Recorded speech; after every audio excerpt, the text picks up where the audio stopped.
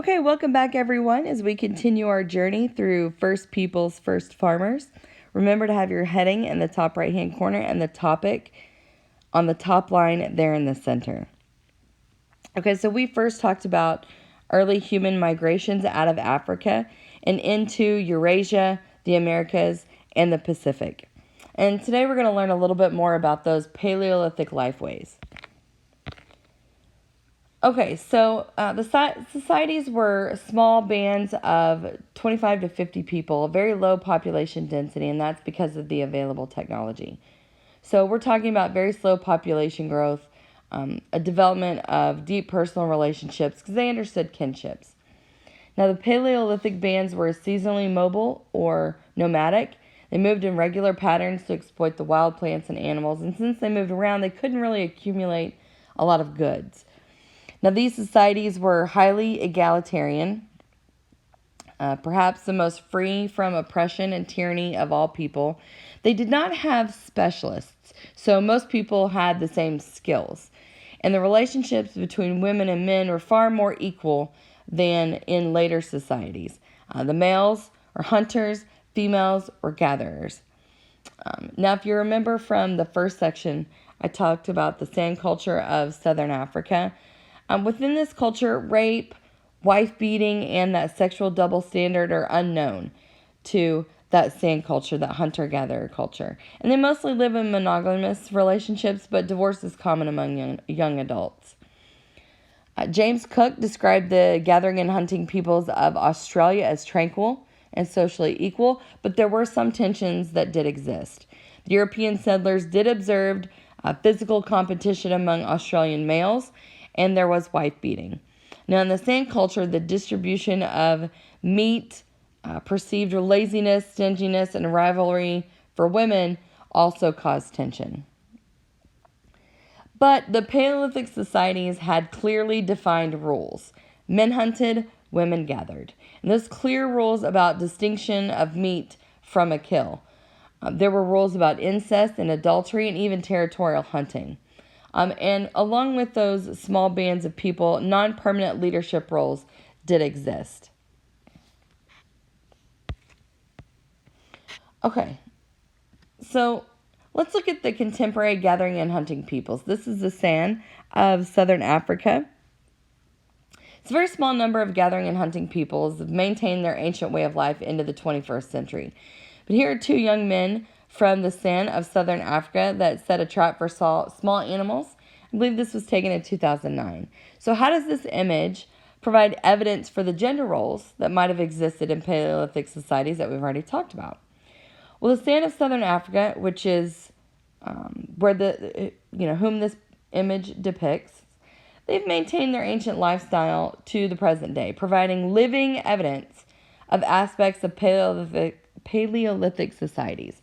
The image of the young sandmen setting an animal trap suggests that there was gender-based division of labor in Paleolithic societies, with the men cast as hunters and women as gatherers. So gathering hunting peoples used to be regarded as primitive and impoverished. There are modern studies that point out they worked fewer hours.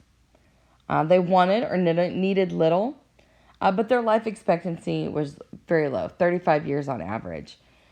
And there is an alteration of natural environments. They deliberately set fires to encourage growth of certain plants, the extinction of large animals shortly after humans arrived. We also see the gradual extinction of other hominids, like the Neanderthals of Europe and the Flores man of Indonesia. So let's talk about the realm of the spirit. Now, this is difficult to decipher the spiritual world of Paleolithic peoples. There's a significant lack of written sources. Art is subject to interpretation, and the contemporary gathering and hunting peoples may not reflect the ancient experience in its entirety. So the Paleolithic peoples, however, did have a rich ceremonial life, and that was led by part-time shamans, and these are the people who were especially skilled at dealing with the spirit world. They frequently used psychoactive drugs to contact spirits. And there's an apparent variety of beliefs. Some societies were monotheistic or relatively monotheistic. Others saw several levels of supernatural beings. Still, others believed in an impersonal force running throughout the natural order. There are some Venus figurines that have been discovered that make scholars think that Paleolithic religion was strongly feminine, like with a great super goddess being. And many peoples probably had a cyclical view of time, but they made no sharp distinction between the material and spiritual worlds. And here's an example of one of those Venus figurines. This is the Willendorf Venus. It's less than 4.5 inches in height, dating to about 25,000 years ago. And this female figure, which was found near the town of Willendorf in Austria, hence where it gets its name, has become probably the most famous of the many Venus figurines. Certain features like the absence of both face and feet, the coils of hair around her head, the prominence of her breasts and sexual organs have prompted a lot of speculation among scholars about the significance of these intriguing carvings. So, what can historians infer about Paleolithic people from these types of statues? Well, historians use statues to make inferences about how Paleolithic peoples understood the non-material world and their relationship to the cosmos. From the Venus figurines, they can infer that the Paleolithic religious thought had a strongly feminine dimension focused around ideas of the regeneration and renewal of life, which makes sense based on what we see in that image. Okay, so let's talk about settling down in that transition. So we see a gradual change as populations grew and the climates changed and people began to interact. There's a miniaturization of stone tools in Afro-Eurasian world about 25,000 years ago. And there's a collection of wild grains that started in northeastern Africa around 16,000 years ago. And that generally has to do with the end of the last ice age, that ended about 16,000, maybe 10,000 years ago. And it's followed by a quote-unquote global warming period. There's a richer and more diverse environment for human society, so the population rose. And we see the beginnings of some of the first settlements. Now, those settlements led to societal change. There's a larger and more complex societies that developed. Storage and accumulation of goods that were inevitable led to inequalities within those social structures. And the settling down process occurred in many areas, anywhere from 12,000 to 4,000 years ago. There's the Jamon culture in Japan. Also, we see the settling down process in Scandinavia, Southeast Asia, North America, and even in the Middle East. Okay. All right. Göbekli Tepe is an archaeological complex in southeastern Turkey. And this place is fascinating. It's a ceremonial site composed of some 25 sun circles made from carved limestone pillars. But even though it's a semi-permanent ceremonial site, it was developed by gather and hunters that lived at least part of the year in settled villages. And so that's an example of a monumental construction by gather hunters. The Chumash gather hunters in Southern California developed substantial permanent structures. They had hereditary political elites, elements of a market economy, and even the beginnings of some class distinctions. Now, the settled hunter-gatherer communities had a major turn away from small group nomadic communities. They placed a greater demand on the environment, and agriculture emerged in these more complex gathering and hunting societies. Okay, so this is a picture of Göbekli Tepe, the site that I told you about in southeastern Turkey. It's the most stunning archaeological discovery of recent decades from this site.